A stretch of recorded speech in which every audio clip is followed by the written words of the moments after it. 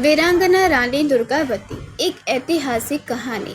ये कहानी एक ऐसी रानी की है जिसने अपने राज्य, अपनी प्रजा और अपने आत्मसम्मान के लिए आखिरी सांस तक युद्ध किया। मध्य प्रदेश की भूमि पर जन्मी वो वीरांगना इतिहास में अमर हो गई। रानी दुर्गावती 1524 में रानी दुर्गावती का जन्म हुआ। राजपूत चंदेल वंश में बचपन से ही उन्हें युद्ध कला, तीरंदाजी और घुड़सवारी का शौक था। जब उनका विवाह गोंडवान के राजा दलपत शाह से हुआ तो वे रानी बनी, लेकिन कुछ ही वर्षों में राजा की मृत्यु हो गई। दरबार का मंत्री, रानी जी अब राज्य का क्या होगा? राजा के बिना शासन कौन संभालेगा? रानी दुर्गावती द्वंद्व स्वर में, जब तक मेरे प्राण हैं तब तक ये राज्य सुरक्षित है। मैं अकेली ही गोंडवान की तलवार बनूंगी।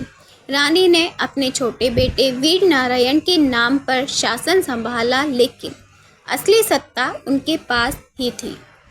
मुगल सम्राट अकबर ने सेनापति असफ खान की नज़र गोंडवान की समृद्ध भूमि पर पड़ी। उसने सोचा, एक अकेली महिला भला कितना युद्ध कर सकेगी।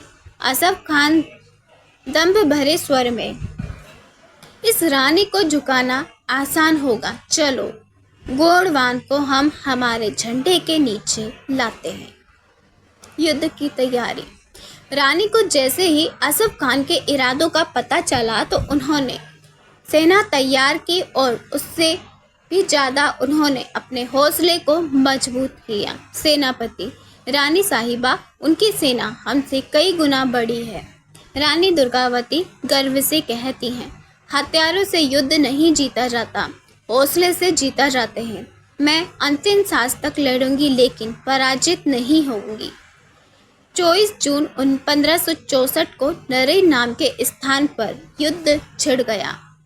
रानी अपने प्रिय हाथी सिरों पर सवार थी और उन्होंने असफ खान की सेना को चकित कर दिया।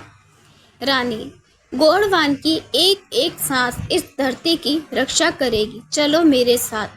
तीर लगने के बावजूद रानी लड़ती रही, लेकिन अंत तक, जब तक उन्होंने देखा कि अब पकड़े जाने का खतरा है।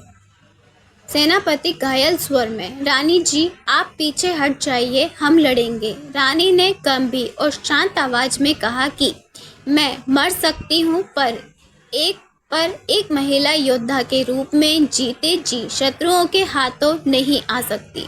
रानी अपने कटार उठाई और स्वयं को वीर गति दे दी। उनका बलिदान आज भी इतिहास के पन्नों में अमर है। रानी दुर्गावती केवल एक रानी नहीं थी, वह साहस थी और वह आत्मसम्मान थी, और वह हर उस महिला की प्रेरणा है जो अपने अधिकारों के लिए खड़ी होती हैं। इतिहास ने उन्हें भुलाया नहीं और आने वाली पीढ़ी उन्हें सलाम करती रहेगी। कहानी पसंद आए तो चैनल को लाइक और सब्सक्राइब करना ना भूलें।